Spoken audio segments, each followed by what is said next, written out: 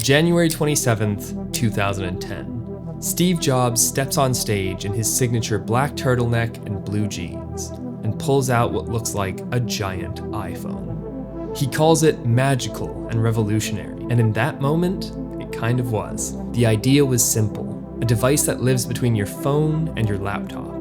And we call it the iPad. Thin, touch-based, perfect for email, books, web browsing, and entertainment. And even though many people didn't understand this awkward in-between device, it sold. A lot. Over 300 million iPads have been sold since. But that original version, it had its limits. No multitasking, no mouse support, no pro apps. It was just a big iPhone. And while it's no longer just a big iPhone, it seems like Apple doesn't know what to do with this device either. There have been many iterations since the original, and with every update, it started to look more and more like a laptop, with Apple adding features to make it more pro. But it's not a laptop, and it never will be, and that is by design. And because of that, Apple may be slowly, unknowingly, killing off this device. Let's talk about the good. If you look back in time to 2010, we've come a long way. The newest iPad literally has the best screen tech on the market, tech that's not even available in Apple's other products, beating out high-end TVs that are more than triple its cost. The blacks are truly black, and when compared side by side to a non-OLED screen, you can truly appreciate the difference, even if you're not a tech nerd. On top of having one of the best displays available, it has a responsive touchscreen, a 120Hz display, as well as super snappy performance, something that many of us take for granted these days. It has a great array of cameras, sensors, and microphones, good enough to film real content. It has Face ID built in for security. It features a top-of-the-line USB-C port for fast charging, plug-in accessories, and transfers. It has an insane 10-hour battery life, and one of the world's fastest ever desktop-grade chips, all in a super slim profile. On paper, this is a legendary device that gives you the portability of a phone with the power of a desktop computer, but the reality is quite different. Apple is purposely holding back this beast of a machine. Here's the thing, Apple could turn the iPad into the ultimate computer. It already has the chip, the screen, the battery. What it doesn't have is the green light. Because if the iPad became a real computer, people might just stop buying MacBooks. This is product segmentation. That basically means don't let one product get too good or it might kill your other products. And because of that, the iPad is stuck. Not because it can't evolve, but because Apple won't let it. For years, Apple fanboys, tech nerds, and the casual user have all been wondering and hoping for the same thing. For the iPad to actually become a computer. And no matter how many ad campaigns Apple runs to make you think otherwise, what's a computer? The iPad will never replace an actual computer. No matter how many I replaced my laptop with an iPad Pro for a week videos are watched and created, the end conclusion of every single one is life is way more difficult with an iPad because it doesn't actually do what I need it to do. When I was working at my university's tech support, I will never forget when an older student approached me. She came up to me and informed me that her professor had said that she needed a very specific and niche software installed onto her computer in order to actually take her class, as the vast majority of this class was built around this specific software. I said, yep, no problem, I can help you install that. She then proceeded to pull out an iPad, and I was very confused. I then had to explain to her that this software that she needed for her class would only work on an actual laptop and only a PC because it wasn't Mac compatible. Her jaw dropped and you could see her understand what I was saying. And then she said, but I spent $1,500 on this new iPad and you're telling me I can't run the software I need? And I had to explain to her that her iPad was in fact not a computer.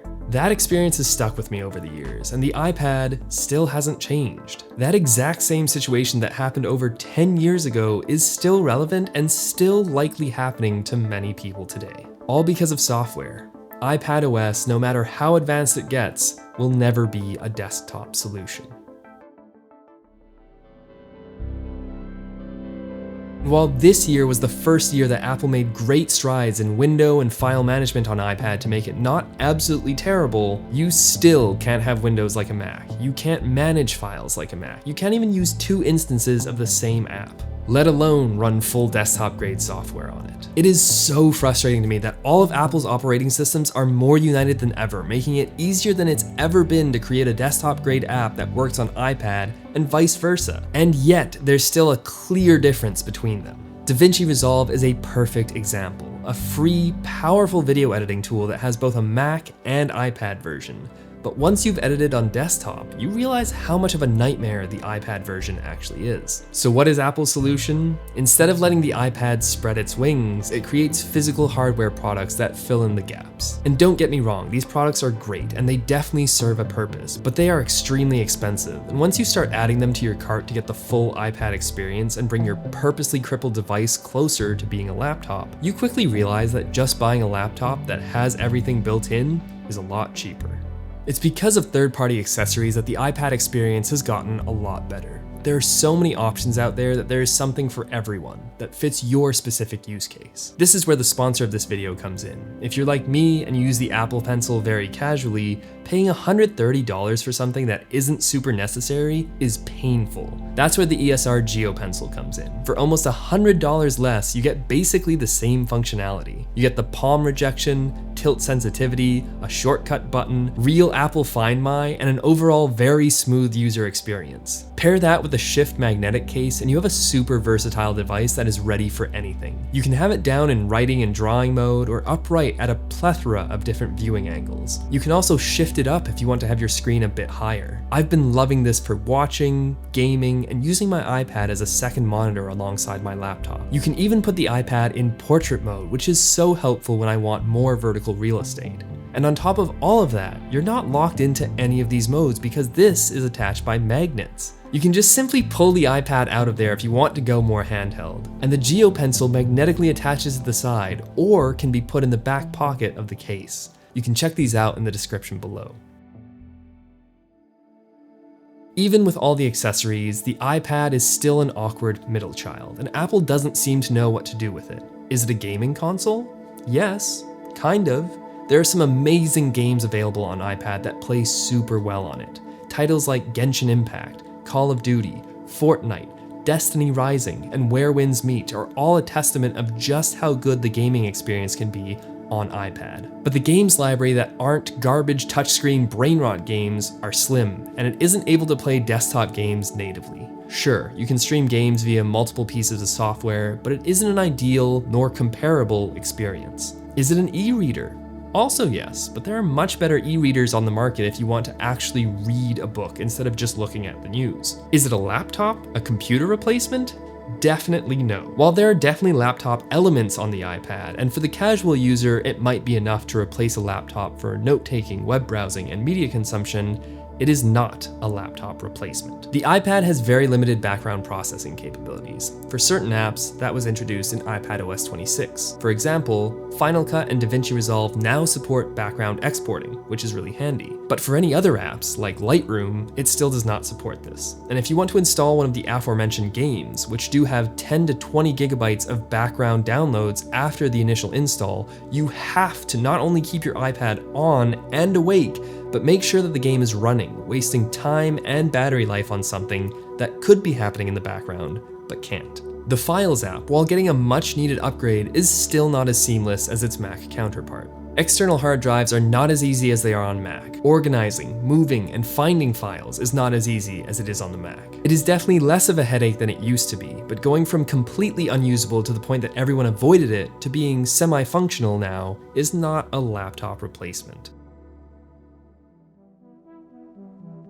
Multitasking is the same story. Instead of just giving us macOS on the iPad, they've given us 3 different ways to multitask. The OG full-screen apps, which honestly makes the most sense for iPad. You can have split-screen apps here, which is very helpful when you need to work side by side with 2 specific apps. Then you have slide over on top of that, which is helpful for quick glances or responses, but it can get in the way at times. Then they introduced Stage Manager, which to me made no sense whatsoever. I know that some people made it work, but to me it always felt like bloatware. Not only did it not really bring anything new to my experience, but it just made my windows smaller. If I wanted to switch apps, I could just use gestures or Command Tab. Why take away my screen real estate for a worse experience and also being more processor intensive? And most recently, Apple has brought us windowed apps, their solution to not actually giving us macOS on the iPad. It was their, hey, we hear you, we know what you want, we're not going to give you that.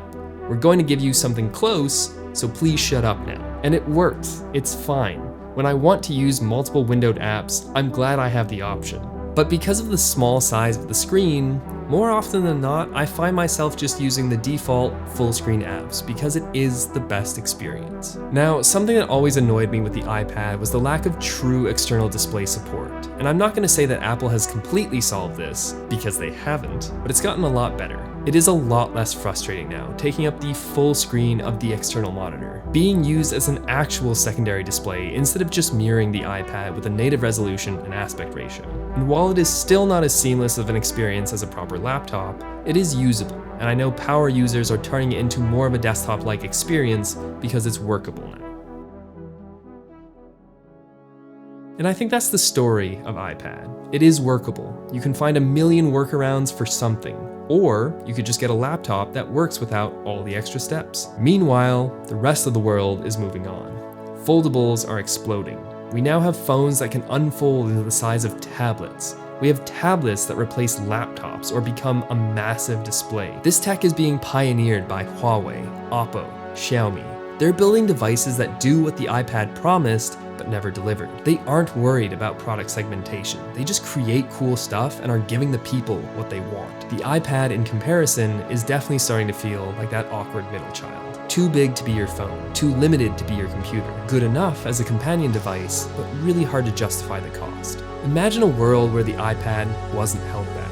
A portable, modular, touch-first workstation. The hardware is ready. It's been ready, but the software is stuck in 2015. And to add even more fuel to the fire, rumors are pointing towards Apple adopting the first ever touchscreen MacBook, after years of saying that consumers do not want a touchscreen laptop. After that, where will the iPad sit? Will it even have a place? Or has Apple unknowingly brought it to its deathbed? And yet, even with all of its shortcomings, I love the iPad. I love how small it is. I love that it's modular. I love its screen. I love that it's jack of all trades, master of none, and can kind of do everything I need it to good enough. Is it replacing my laptop?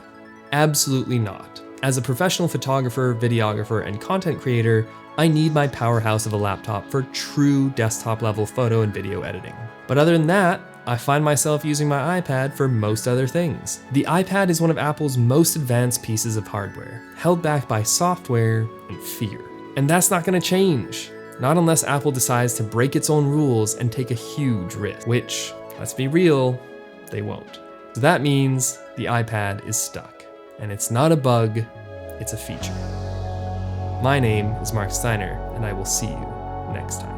If there's going to be a third category of device, it's going to have to be better at these kinds of tasks than a laptop or a smartphone. Otherwise, it has no reason for being.